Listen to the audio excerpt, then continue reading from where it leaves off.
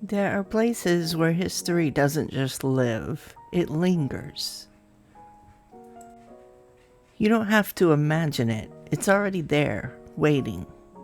Across the street from Ford's Theater, tucked into an unassuming row house, is a place where time seems to hold its breath. And when my son and I stepped inside the Petersen House, it felt like the world got quieter. Not silent, just respectful. Like the walls remembered. Just hours before, that night in April 1865, the nation had been celebrating. The Civil War was ending. There was laughter echoing through the theater. Hope, fragile, hard-earned hope, was finally beginning to take root again. And then, in a single moment, everything shattered. Abraham Lincoln was shot in his seat at Ford's Theater. The chaos that followed spilled into the streets. Panic, confusion, disbelief. Doctors rushed to his side, but the reality was immediate and grim. He wouldn't survive. But the question wasn't just if he would die, it was where. The White House was too far, the roads too rough. Moving him too much could end it right there. So instead, they carried him into the nearest place they could find, a modest boarding house across the street. A tailor's home, a place that had no idea it was about to become one of the most sacred spaces in American history. Walking through that same doorway, it's strange what your mind does. You know the story, you've heard it before, but your feet slow down anyway. Your voice drops without you realizing it. Even my son, who had been taking everything in with that quiet curiosity kids have, seemed to feel it too. There's something about stepping into a place where the world changed overnight. Inside the house is narrow, intimate, almost too small for the weight it carries.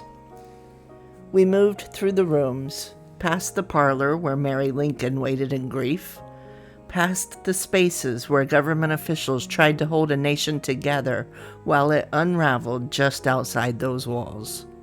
And then there's the bedroom. The room. The one where they carried him. It's smaller than you'd expect. That was the first thing that hit me. The bed itself, short, simple, unremarkable, forced them to lay Lincoln diagonally across it. A detail that feels almost too human for such a monumental moment. Like history wasn't polished or prepared. It just happened, right there, in a space never meant for it. Standing there, I caught myself imagining the quiet of that night. Doctors moving carefully, bootsteps in the hall, whispers no one wanted to say out loud. And in that room, for 9 long hours, the country waited. There's a moment in the story that always lingers with me.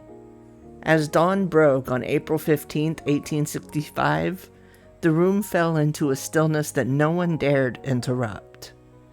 Lincoln's breathing slowed, stretched thin between each breath. And then, at 7:22 in the morning, it stopped. Secretary of War Edwin Stanton stood there, looking at the man who had carried a fractured nation through its darkest years, and said quietly, "Now he belongs to the ages." Standing in that room, you don't hear those words, but you feel them. They settle in the air like they never left. One of the most unexpected things we saw in the house wasn't in that room, though. It was the staircase, or more specifically, the books. There's this towering stack of books about Lincoln, layered and rising floor to floor like a physical timeline of memory.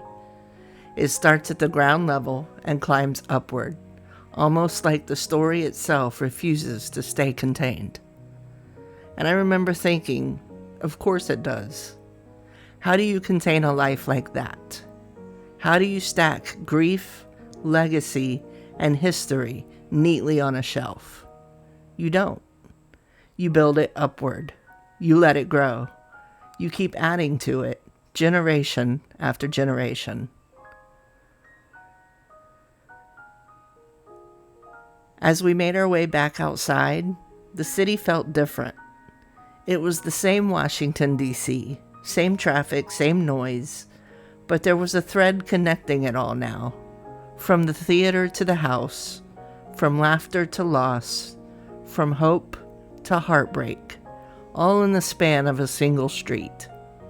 And it reminded me of something I don't think we talk about enough. History isn't always found in grand monuments or sweeping landscapes. Sometimes it's in a small room, a short bed, a quiet house that just happened to be in the right place at the wrong time. Today, the Petersen House stands preserved, not because it was meant to be important, but because it became important. It's a place where ordinary walls witnessed extraordinary moments, and when you walk through it, you're not just learning history, you're standing inside it. Thank you for walking this story with me. If this is the kind of story that stays with you, the quiet kind, the human kind, there's more waiting down the road, and I'd love to have you along for it.